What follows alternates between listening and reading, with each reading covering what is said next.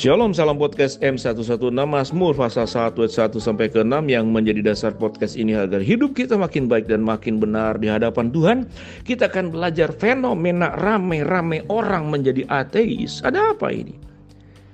Di negara-negara Timur Tengah ada dua hal yang tidak bisa dipisahkan, sebab di sana pusat dan awal mula perkembangan agama Muslim yang ada di sana. Maka tak heran kalau penduduk di kawasan tersebut mayoritas beragama Islam. Mengacu pada Pew Research Center 2015 saja terdapat 317 juta umat muslim dan ada sekitar 93% yang tinggal di beberapa negara yang tersebar di sana. Meski statistik berkata demikian, tetapi dalam dekade terakhir muncul fenomena menarik terkait agama yang dianut penduduk Arab ini. Fenomena tersebut adalah kenaikan penganut ateisme. Ada beberapa survei yang memaparkan fakta demikian. 2019 dalam survei BBC internasional terjadi peningkatan persentase penduduk yang tidak beragama dari awalnya hanya 8%, 2013 menjadi 13% pada tahun 2019. Beberapa lembaga juga pernah melakukan jejak pendapat dalam tingkat regional di Iran. Dalam riset Iranians Attitude Toward Religion 2020 terungkap bahwa 47% dari 40.000 responden mengaku telah beralih dan dari beragama menjadi ateis.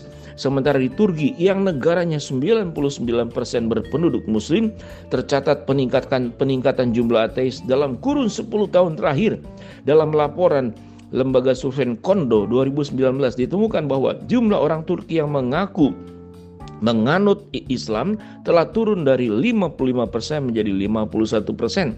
Penurunan ini bukan beralih ke agama lain tetapi menjadi ateis, bunyi laporan itu. Sedangkan di Mesir mengutip Deutsche Welle Universitas Al-Azhar Kairo pada tahun 2014 juga melakukan survei tentang topik serupa. Hasilnya menunjukkan 10,7 juta dari 87 juta penduduk Mesir mengaku menjadi ateis, mencapai 12,3% dari keseluruhan populasi.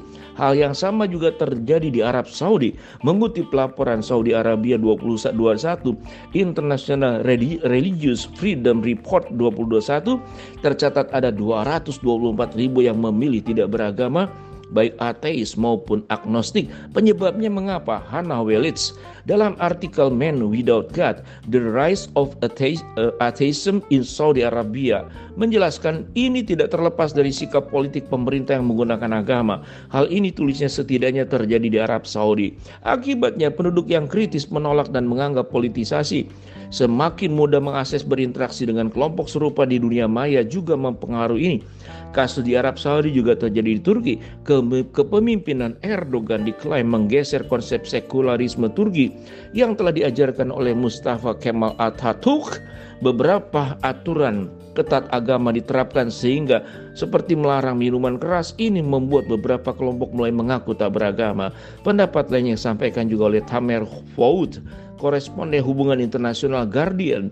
Menurutnya ada dua hal penyebab meningkatnya ateisme di negara Arab. Pertama, adanya pandangan negatif terhadap agama karena pemberitaan buruk, mulai dari penghancuran masjid, pembakaran gereja, hingga aksi kekerasan lain atas nama agama. Kedua, munculnya kegagalan kepemimpinan partai dan tokoh Islam pasca Arab Spring atau musim semi Arab yang berupaya menghadirkan demokratisasi dan perbaikan ekonomi. Kenyataannya gagal dilakukan oleh banyak negara yang dipimpin di dua pihak tersebut. Kegagalan negara untuk memperbaiki kualitas kehidupan politik dan ekonomi membuat rakyat kecewa. Akibatnya mereka tidak lagi memilih partai atau tokoh Islam sebagai pemimpin, sekaligus juga memilih untuk tidak lagi hidup dengan agama. Meski demikian, Brian Whitaker di Al-Albad menyebutkan menjadi orang Arab dan tak beragama sekaligus adalah hal sulit karena sangat berbahaya, sebab mereka bisa dikucilkan oleh keluarga, teman, dan lingkungan. Bahkan bisa juga mendapat hukuman mati dari negara. Jadi salah satu cara untuk lepas dari bahaya adalah dengan menyembunyikan statusnya. Ini di Timur Arab, di Timur Tengah, di negara Arab, beberapa negara Muslim. Tapi itu terjadi sebelumnya juga di negara-negara Eropa yang dulunya itu mayoritas Kristen. Mereka juga menjadi ateis. Jadi perkembangan ateis di Eropa, di berbagai negara itu banyak. Fenomena ini kenapa timbul terjadi? Karena sesungguhnya orang-orang yang menyebut dirinya beragama, orang-orang yang menyebut dirinya menyembah Tuhan, orang-orang yang menyebut dirinya dekat dengan Allah, tapi hidupnya tidak seperti demikian. Di mana agama dijadikan sebuah hidup ya untuk kemunafikan, atau agama dipakai untuk menipu, agama dipakai untuk menjajah, agama dipakai untuk melakukan segala macam yang sifatnya berbicara hawa nafsu. Kita tahu dengan jelas bagaimana Eropa membawa kekristenan ke Indonesia, ke berbagai tempat, tapi juga diiringi dengan penjajahan. Mungkin ini kan sesuatu yang sangat aneh sekali. Membawa kabar baik sekaligus kemudian datang melakukan keburukan. Seyogianya marilah kita belajar. Kalau kita melihat segala sesuatu, menjadi orang percaya ternyata tidak mudah.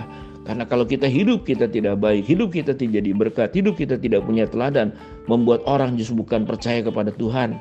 Tapi yang ada mereka meninggalkan Tuhan dan menjadi ateis. Biarlah ini menjadi sebuah pembelajaran bahwa beriman tidak cukup.